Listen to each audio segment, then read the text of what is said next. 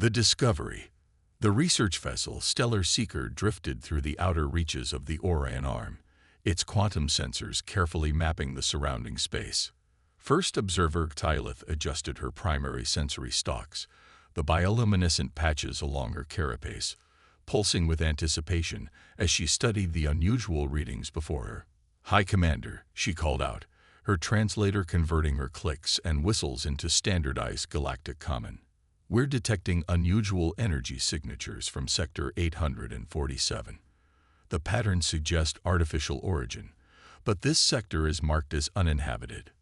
High Commander Verax glided across the bridge on his gravity suspensors, his crystalline exoskeleton catching the soft blue light of the ship's ambient illumination.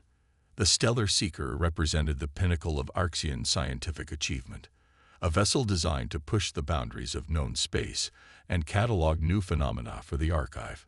"Show me," he commanded, his own bioluminescence shifting to the formal patterns of scientific inquiry. The main holographic display materialized before them, showing a three-dimensional map of local space. Several bright points pulsed with regular intervals, moving in precise formations that could only be artificial. But what caught Varax's attention was the sheer scale of the energy outputs. "These readings can't be correct," second observer Telix chittered from his station. "The power signatures are beyond anything in our database. Even the Arxian Grand Fleet doesn't generate this kind of output." Varax's sensory stalks twitched with interest. The Arxian Collective had explored thousands of star systems over the centuries, encountering dozens of space-stirring species, but none had ever demonstrated energy manipulation on this scale. "Launch probe satellites," Varax ordered. "Full spectrum analysis, and maintain our stealth fields at maximum capacity." The Stellar Seeker's advanced cloaking technology wrapped the ship in layers of bent space and absorbed radiation, making them virtually invisible to conventional sensors. It was standard procedure when studying unknown phenomena: observe, analyze, and report back to the archive. Minutes passed as the probe satellites spread out in a wide array, gathering data. The bridge crew worked in efficient silence, their bioluminescent patterns showing focused concentration. Then everything changed. "High Commander," first observer Xylith's patterns flashed with alarm. "Multiple vessels on intercept course. They've detected us." "Impossible," Varax responded. "Our stealth systems err." A communication request flashed across every display simultaneously, bypassing their encryption protocols like they didn't exist. The signal strength alone made their sensors whine in protest. "This is Captain Sarah Chen of the Earth Defense Force vessel Thunderchild. Unknown vessel, you have entered restricted space during a military exercise. Your stealth technology is noted, but ineffective against our quantum mesh detection grid.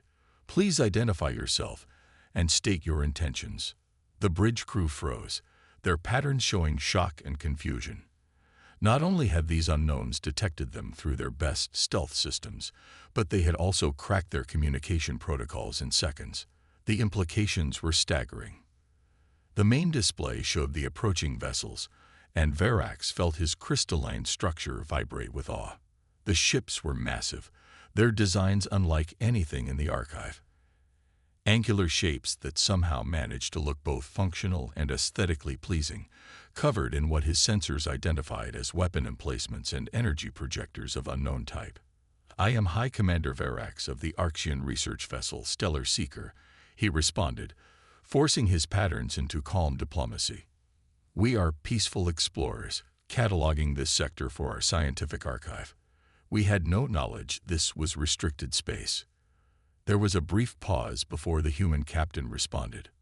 "Understood, High Commander. Your vessel's scientific nature is apparent from our scans.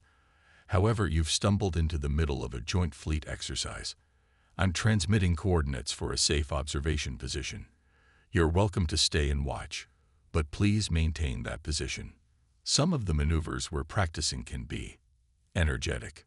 Varax exchanged glances with his crew, their patterns showing a mix of relief and intense curiosity. "Thank you, Captain Chen. We would be honored to observe, if I may ask, How did you detect us? Our stealth technology is among the most advanced in known space. A slight smile was audible in the human's voice. Let's just say humanity learned early on that it's better to see than be seen.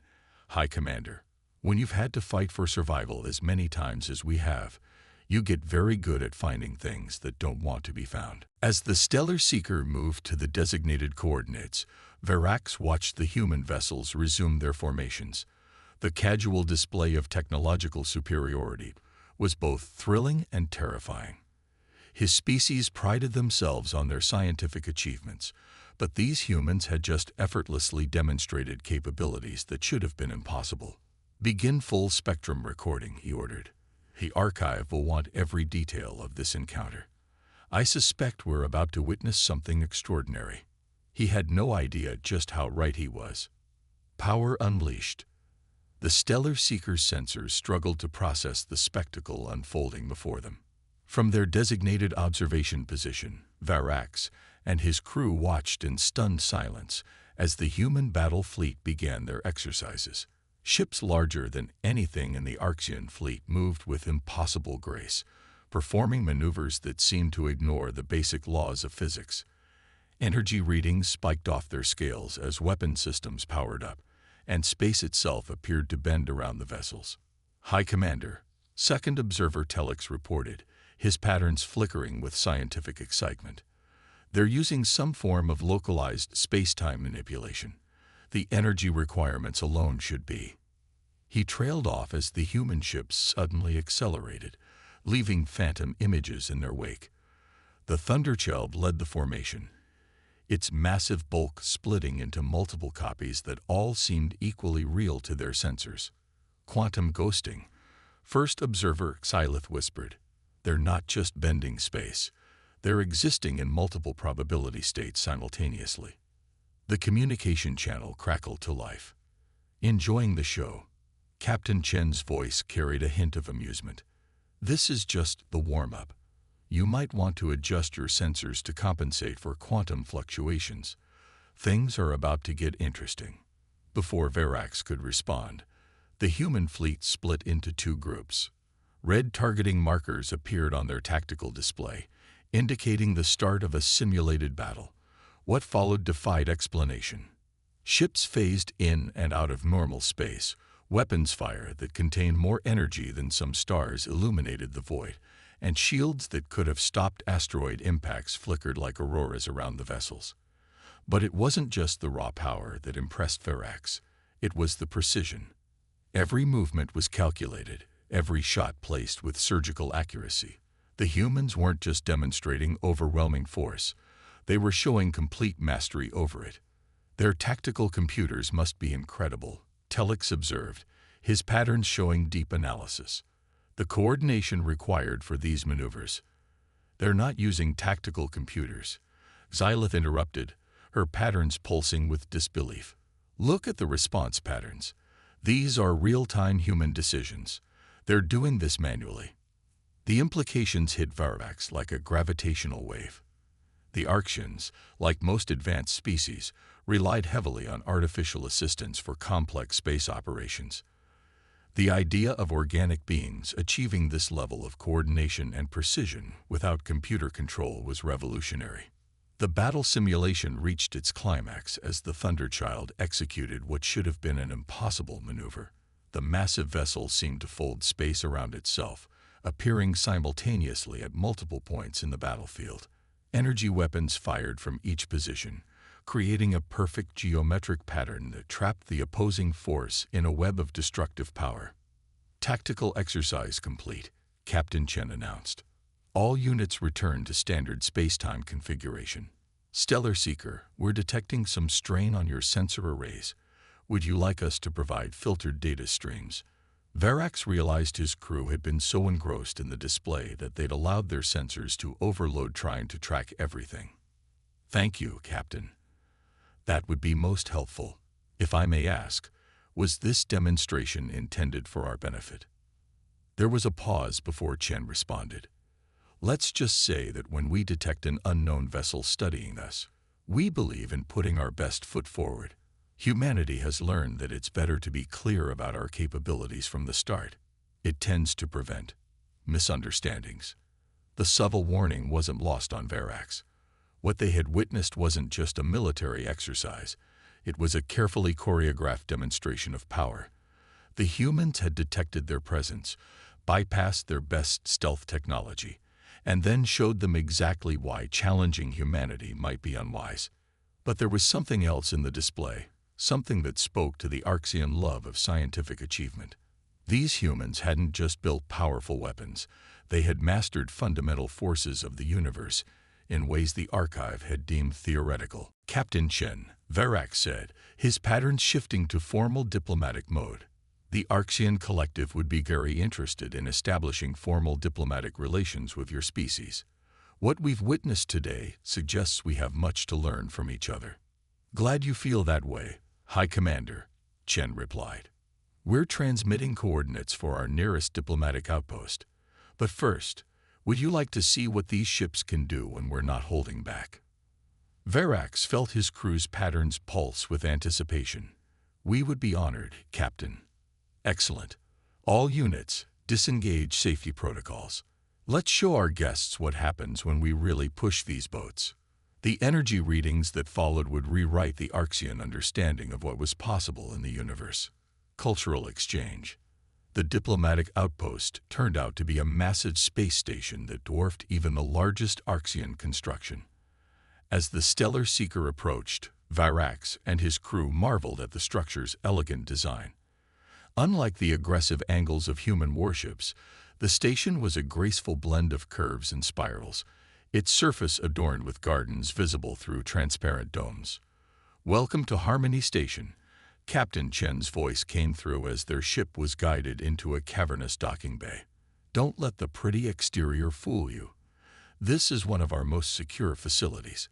The gardens just help keep us sane during long deployments. The docking procedure was seamless, the station's artificial gravity adjusting perfectly to match Arxian physiology.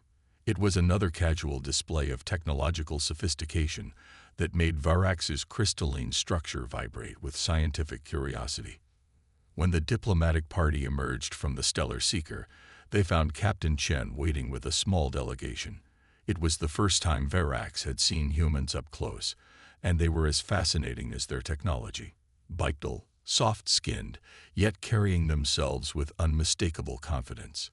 Their environmental suits were so thin and flexible, they looked like normal clothing, another testament to their material science. High Commander, Chen stepped forward, executing a perfect Arxian greeting gesture. Allow me to introduce Ambassador Marcus Rivera and Dr. Elizabeth Wong, our chief xenotechnologist. The human ambassador's smile was genuine, his body language open and welcoming. We've been hoping to make contact with the Arxian Collective. Your reputation for scientific achievement precedes you. You knew of us. Verax's patterns showed surprise. We make it our business to know our galactic neighbors, Dr. Wong explained. Long-range observation suggests your species has achieved some remarkable breakthroughs in quantum computing and biotechnology. As they walked through the station's corridors, Verax noticed something peculiar. Despite the obvious military presence, there were civilians everywhere. Scientists worked alongside soldiers, children played in designated areas, and various alien species moved freely among the humans.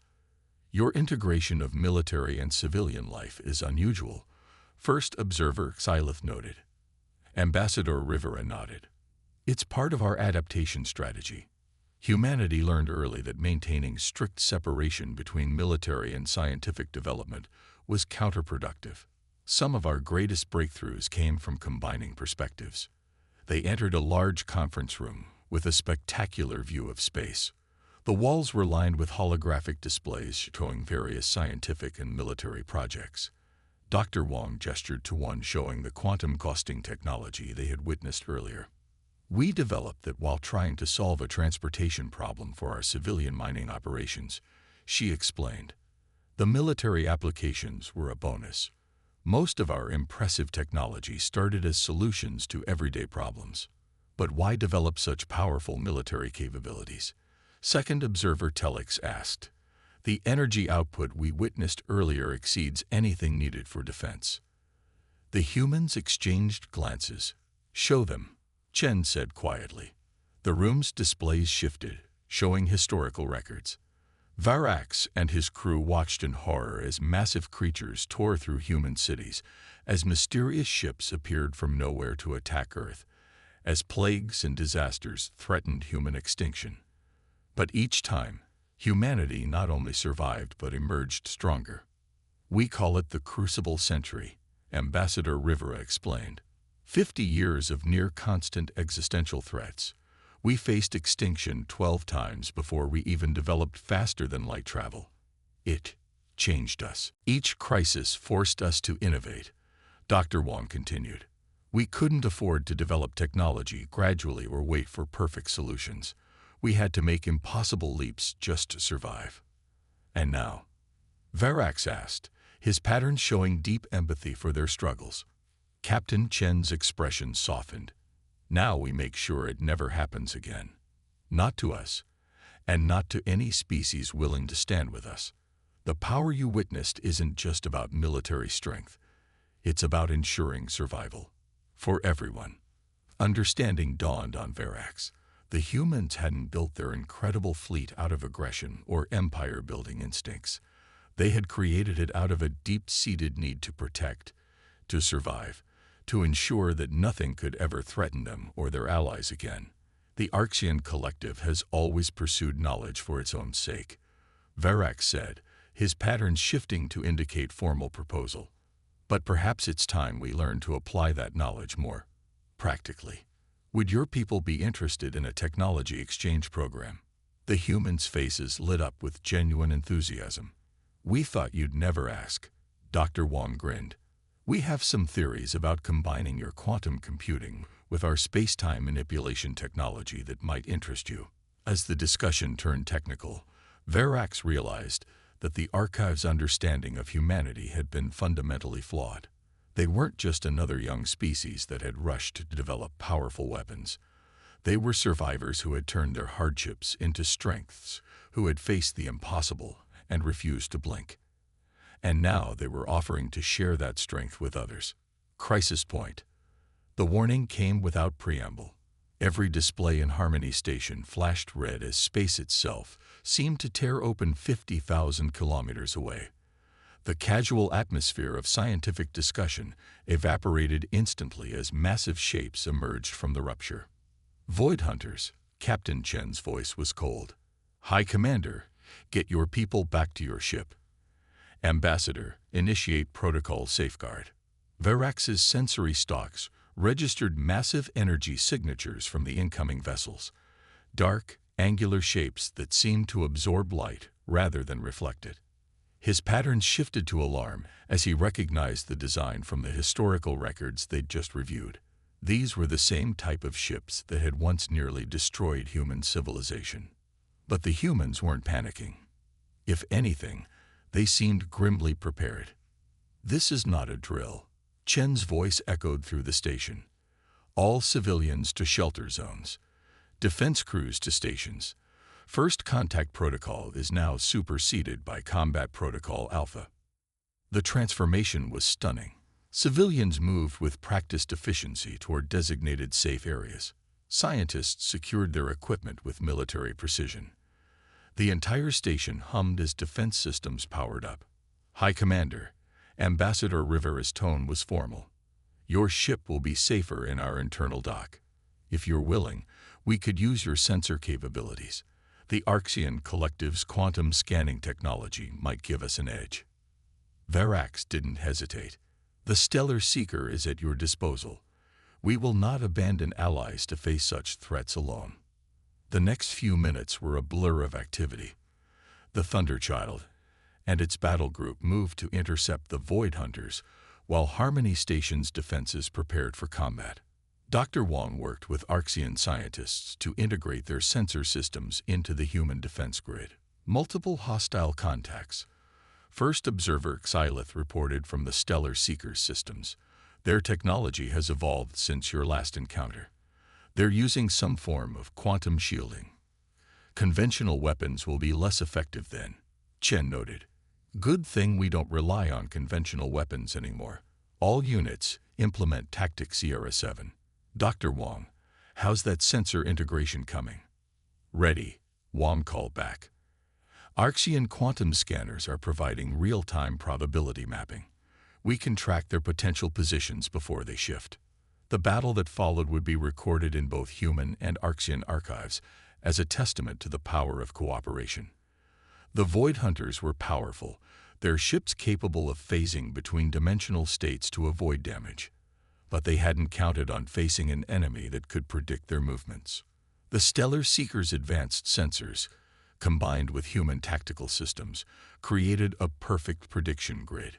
Every time the Void Hunters tried to phase shift, human ships were already waiting at their exit points. The Thunderchild led the attack, its quantum ghosting technology creating a maze of real and potential positions that trapped the enemy vessels. They're adapting, Telex warned. Energy signatures suggest they're preparing to open another rupture. Not this time. Chen's voice was steel. All units, execute Maneuver Omega. Let's show them why you don't threaten our friends. The human fleet moved in perfect synchronization, their ships forming a complex geometric pattern around the Void Hunters. Energy began to build, and Varax's sensors registered something impossible. They were creating a controlled quantum collapse. By the first light, Silith whispered, they're using space itself as a weapon. The void between ships began to twist and compress. The Void Hunters tried to escape, but every route was blocked by precisely calculated quantum fields. When the energy finally released, it didn't just destroy the enemy vessels. It erased them from multiple probability states simultaneously. As the last echoes of battle faded, Varax found himself reevaluating everything he thought he knew about humanity. They hadn't just survived their crucible century. They had emerged from it with understanding that bordered on the miraculous. Status report, Chen called out, her voice showing no strain despite the incredible display of power they'd just coordinated.